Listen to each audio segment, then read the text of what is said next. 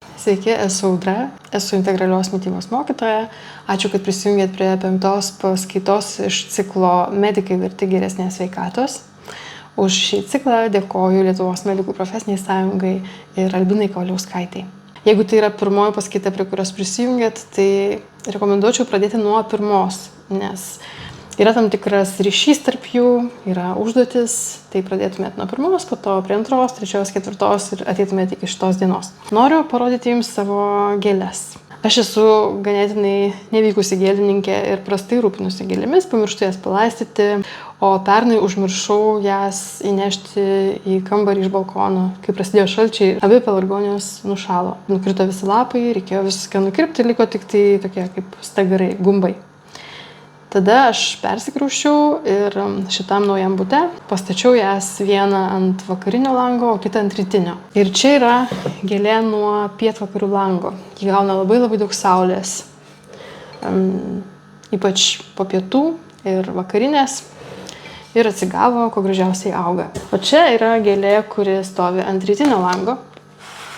Matot, kad jinai žydi, ruošiasi žydėti. Čia gal jau trečias jos žydėjimas šį sezoną.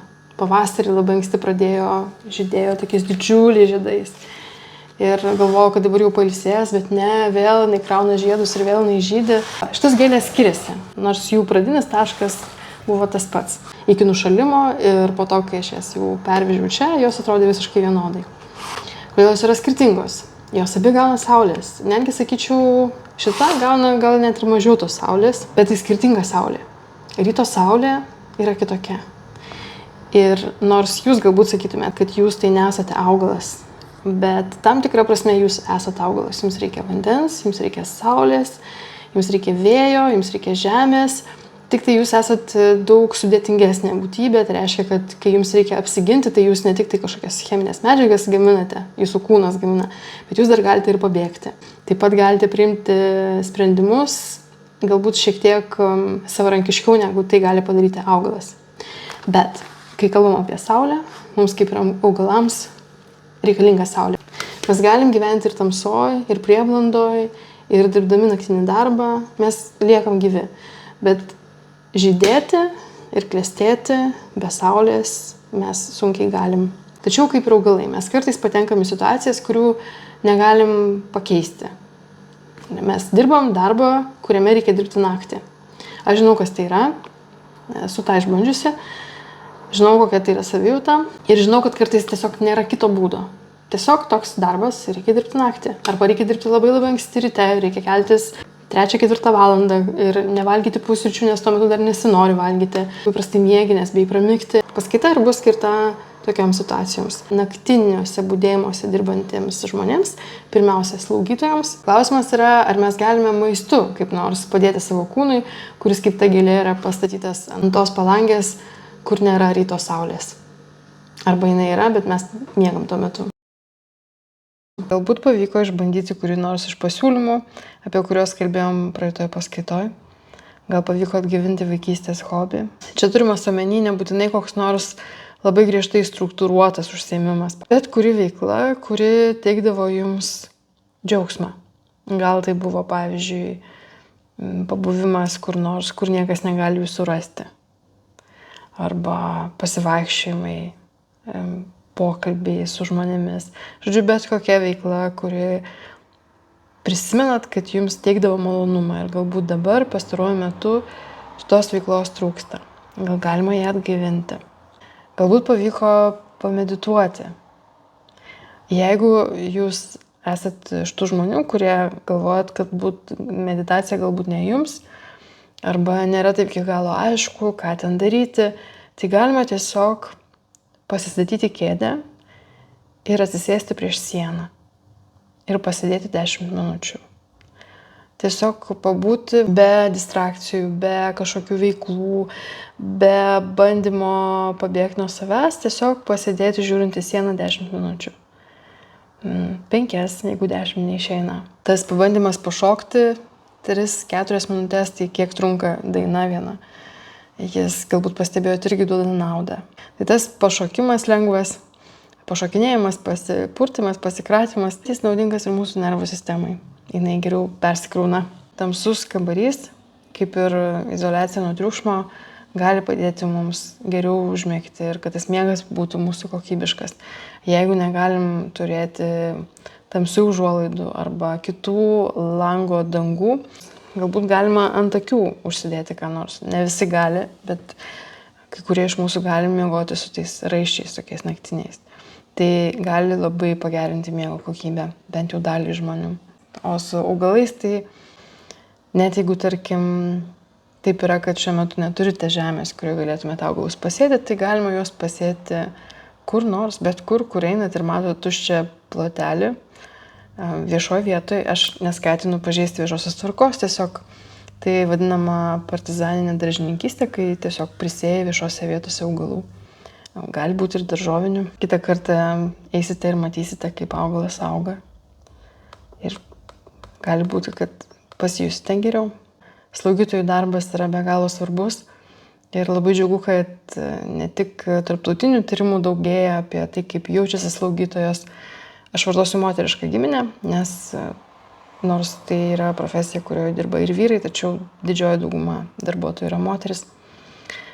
Tai daugėtų tyrimų, kurie tyria, kaip jaučiasi slaugytojos, kokia yra jų sveikata, kaip žmogaus savijautos ir darbo sąlygų ryšys, koks yra. Pamaininio darbo režimas organizuojamas taip dažnai, kad kenkia slaugytojų sveikatai ir geroviai, jų darbo rezultatams ir pacientų priežiūrai. Tarkim, jeigu žmogui tenka dirbti 24 valandas, jis arba ji gali sakyti, bet aš kitaip ir nenorėčiau, nes tada susidaro ten tos dienos, kai tu neturi eiti į darbą, dalis žmonių dirba dar kitus darbus per tą laiką. Turim tam tikrą vadinamą pasirinkimo asimetriją. Tai reiškia, kad kai mes net ir savo patys sakom, kad nieko tokio, kad aš dirbu parą, arba nieko tokio, kad aš dirbu dažnai naktį, arba gal nieko tokio, kad aš keliuosi labai anksti ir niekada neišsimiegu normaliai, tai mums atrodo, kad mes renkamės darbą arba darbo valandas. Bet ką mes iš tikrųjų renkamės, tai renkamės tam tikrus iššūkius kūnui, kurių pasiekmių mes galime nežinoti arba net jeigu teoriškai žinom, mes manom, kad tai kontroliuojami dalykai. Arba kad tai galbūt mūsų nepalies, nes mes esam išskirtinės asmenybės, išskirtiniai kūnai. Kas vyksta, ar ne, kai mes patiriam tą ėjimą prieš savo kūną ir dėl to susitrikdymą savo vidinių kūno ritmų. Miego stoka lėtina medžiagų apykaitą. Ir gali būti, kad lėtinis nuovargis, kurį žmonės patiria, yra susijęs būtent su tuo, kad tenka dirbti tokį pamaininį darbą. Imuninės sistemos funkcija yra neigiamai veikiama. Ar yra būdų, kuriais mes galėtumėm savo padėti? Kai mes kalbam apie ritmus, kuriais mes gyvenam, tai jų yra ne vienas. Pirmiausia, tai yra gamtos ritmas – saulė. Ten, kur yra Lietuva, toje vietoje saulė leidžiasi ir pateka kasdien vis truputį kitų laikų negu vakar. Tai reiškia, kad mūsų kūnai visą laiką derinasi prie to saulės režimo. Ir taip jau visą laiką yra trumpėjimas dienos, ilgėjimas dienos, ir taip jau yra papildomas krūvis kūnui prisitaikyti. Tada yra laikrodžiai, kurie kabo ant sienų arba yra mūsų telefonuose arba ant rankų. Tada yra smegenyse mūsų esantis laikrodis, kurį labai smarkiai veikia šviesos ir tamsos ciklai.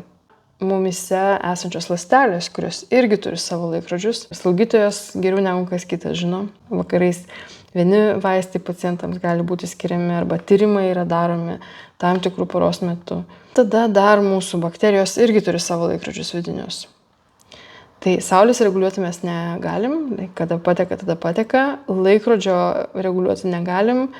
Savo pamainų budėjimų laikų irgi ne visada galim reguliuoti, ne visada galim pasirinkti. Ląstelių laikrodžių jo labiau prieiti ir pareguliuoti taip tiesiogiai negalim. Tačiau mes turim maistą. Ir maistas gali veikti kaip vienas iš tokių švelnių reguliatorių arba derintojų tų mūsų skirtingų laikrodžių. Ir veikti kaip amortizacinė sistema, kuri gali šiek tiek padėti mums patirti mažesnės arba mažiau skaudžias pasekmes. Mityba dirbant naktį turi būti strateginė.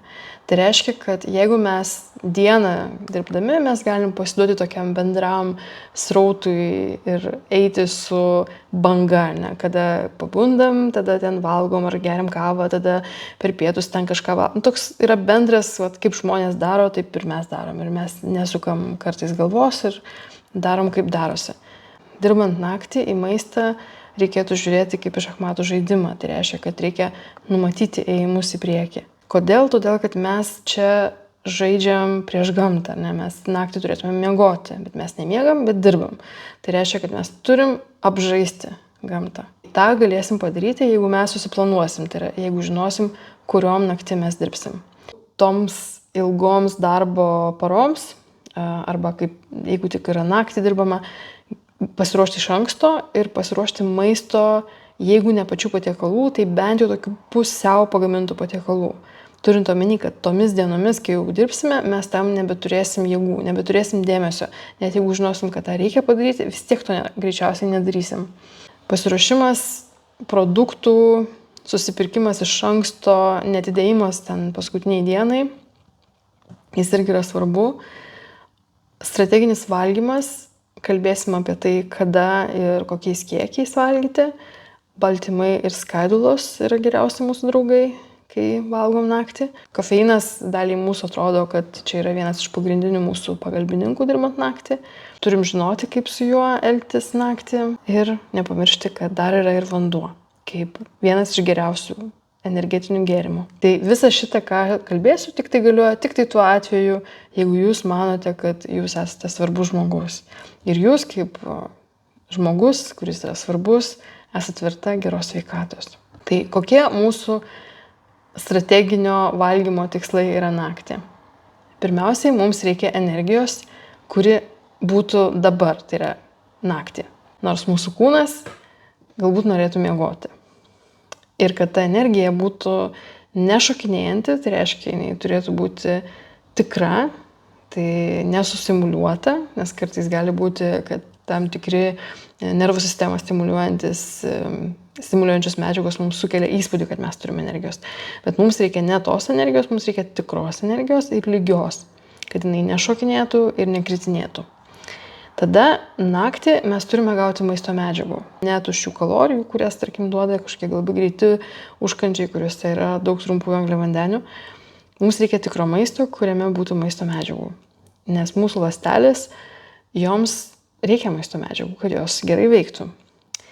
Tada mums reikia taip valgyti, kad kai baigsis mūsų budėjimas, tarkim, jis baigsis ryte, kad grįžusios namo mes galėtume miegoti. Ir aš žinau, kad tai yra nebūtinai tai būna.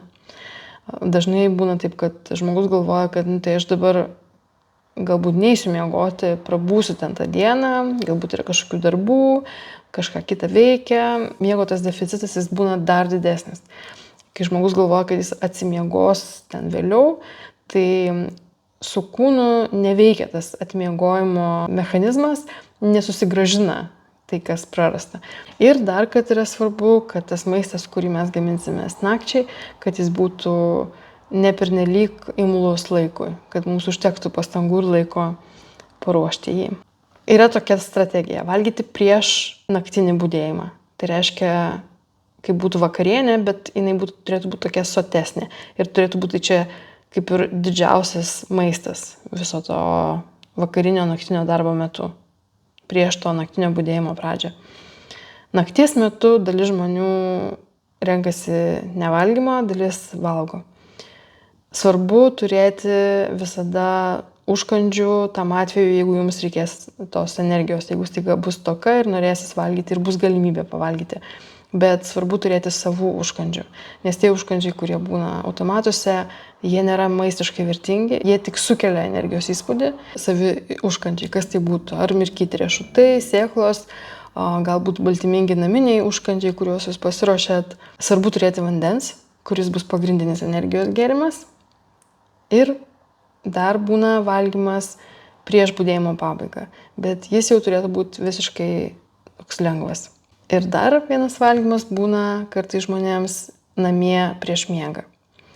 Tai šitą paskutinį valgymą prieš miegą verta praleisti, kad dar labiau neišbalansuotumėm tų savo vidinių ritmų. Jo nepavyks praleisti, jeigu visą naktį visiškai nieko nevalgėm ir tikrai norim valgyti, ne? Tas kūnas ir taip jau neturėjo tos energijos, jis dar labiau prarado ją dirbdamas ir dabar mes grįžom namo ir kartais žmogus tada valgo ir tada miega daug sunkiau negu kad galėtų miegoti.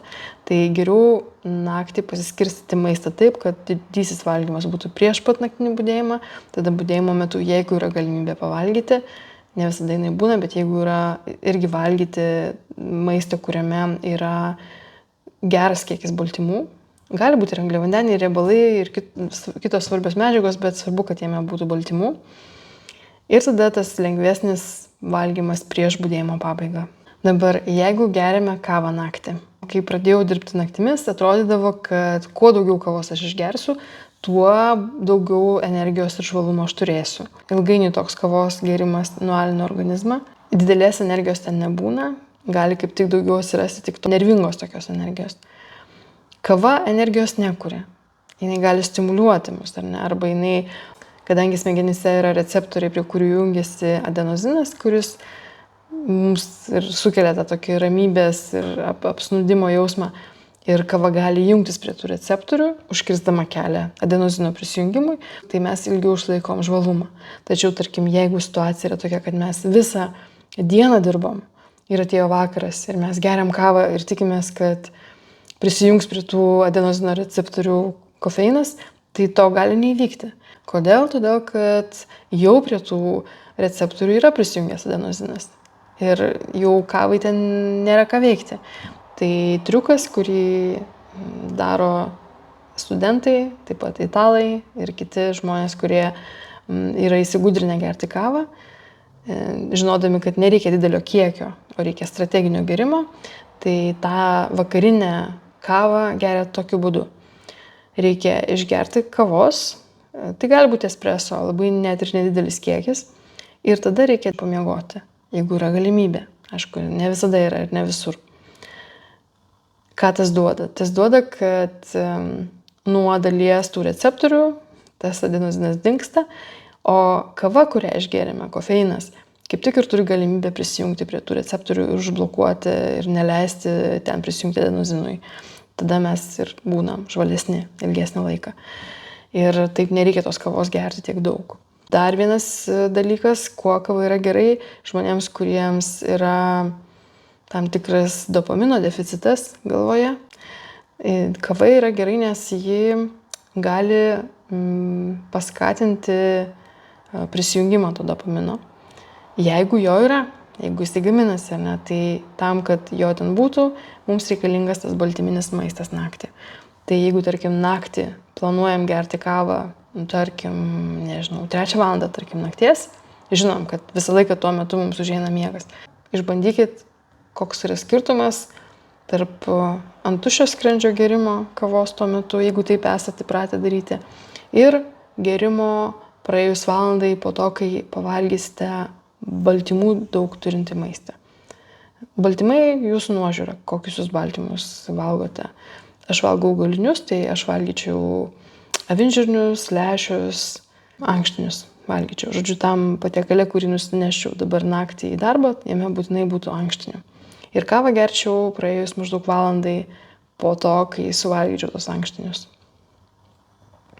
Jeigu jaučiam, kad kava ir kofeinas mums yra reikalingi, kad būtumėm atmerktom akim, bet kartu kelia tam tikrą nervingumą, nerimą, tai galima pabandyti vietoj jos gerti mačą, kurioje bus ne tik kofeino, bet bus ir L-teanino. Ir galbūt poveikis bus šiek tiek švelnesnis, ramiau mus veiks tas gėrimas. O prieš budėjimo pabaigą tikrai rekomenduočiau kavos nebegerti, nes kaip tik tuo metu atrodo, kad dabar jau ta kava tikrai jau pabaigsim šitą paskutinės valandas, porą valandų su to paskutiniu kavos puodeliu. Galbūt vietoj to galima nusinešti termose erškėtrožių arbatos, jeigu galite ją gerti, o galbūt net ir gerti ją šaltą. Galbūt tas rūgštumas, kuris yra erškėtrožių arbatoje, irgi padės jūsų smegenims truputį pažvalėti. O pagrindinis energetinis gėrimas geriausiai, kai yra vanduo. Čia, aišku, reikėtų nepamiršti ir išlaikyti elektrolitų pusiausvyrą. Kai mes grįžtam namo, tada yra dar vienas dalykas šalia valgymo. Kai jau grįžtant namo po ilgos pamainos arba po naktinio budėjimo, yra rytas ir saulė kyla ir jeigu, tarkim, mes dar bandom ką nors daryti namie, mes galim dar labiau savo tą kūną versti, vėl iš naujo pradėti ryto tokį ratą. Kad to nebūtų, mums reikėtų savo kūnui pasakyti, kad dabar yra dar naktis ir kad jisai dabar turėtų miegoti. Tai tą galima padaryti užsidengus visus langus namie parėjus. Galima taip pat užsidėti akinius nuo saulės ir vaikščioti su jais kambarį tą trumpą laiką, kuris bus, jeigu jūs parėjote iš darbo ir nusimaudėt, jeigu turite tam jėgų. Ir tada praleidę pavalgymą, einat miegoti. Tai va, tas visas vaikščiojimas, jeigu galima, kad jis vyktų ne skaisčioj ryto šviesoj, bet patamsiai labiau, tai mes padėsim savo kūnui nusiraminti ir pereiti į tą tamsos režimą ir pamiegoti tiek, kiek norisi, jeigu yra galimybė. Visi tie dalykai, kuriuos kalbėjau praeitus 4 kartus, jie bus labai vertingi, ypač dirbant naktį. Visa šita, ką kalbėjau, gali atrodyti tokios smulkmenos. Bet tos smulkmenos, jeigu, tarkim, pavyktų, ne, pamažu pasiekti tokį etapą, kai tą dieną, kai turite laisvesnę, per ją išsiverda ten didelį kiekį kruopų, pavyzdžiui, kinvos, tada didelį kiekį, tarkim, ankštinių, prisipjaustotų dėžutės daržovių ir prisidarot humuso, pavyzdžiui, arba pasidarot kitus valgius, kurie jums yra reikalingesni, artimesni, priimtesni ir juos susidedate į dėžutes ir tada jau, kai einate į savo ilgas pamainas, pasiimate jas. Jeigu pavyktų pasiekti tokį lygį ir nereiktų kiekvieną dieną galvoti apie tai, ką jūs ten valgysite, tai jau būtų didelė pagalba savo. Bet aišku, visa tai vis tiek yra labiau kosmetinis remontas. Vis tiek, jeigu dirbame naktį arba jeigu dirbame ilgas pamainas, tai mūsų nervų sistema patiria didesnės apkrovas, imuninė sistema patiria didesnės apkrovas. Dėl to dėmesys savo ir meilė savo naktį dirbančių žmonių jis turi būti dar didesnis. Kaip to pasiekti, tai visi tie galioja savistabos, sąmoningumo pratimai, apie kuriuos kalbėjome ankstesnėse paskaitose.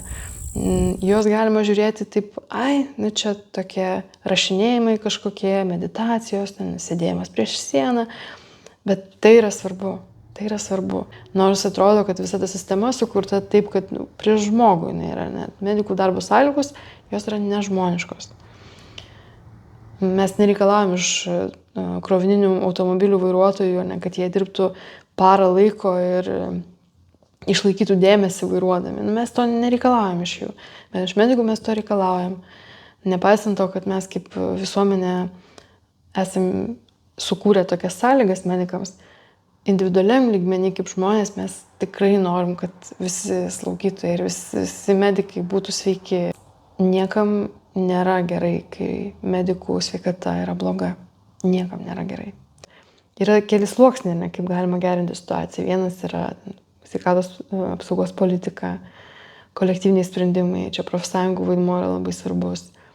Pacientų geresnis supratimas. Bet yra dar tas asmeninis lygmuo, kur mažas žingsnis kartais gali duoti labai gerą rezultatą. Žinau, kad jūs esat labai užsiėmę ir neturit laiko smulkmenom, bet tai, ką aš kalbėjau čia, yra viskas paremta mokslu. Yra moksliniai tyrimai, kurie rodo ryšį mūsų mažų veiksmų ir mūsų savijautos ir mūsų sveikatos.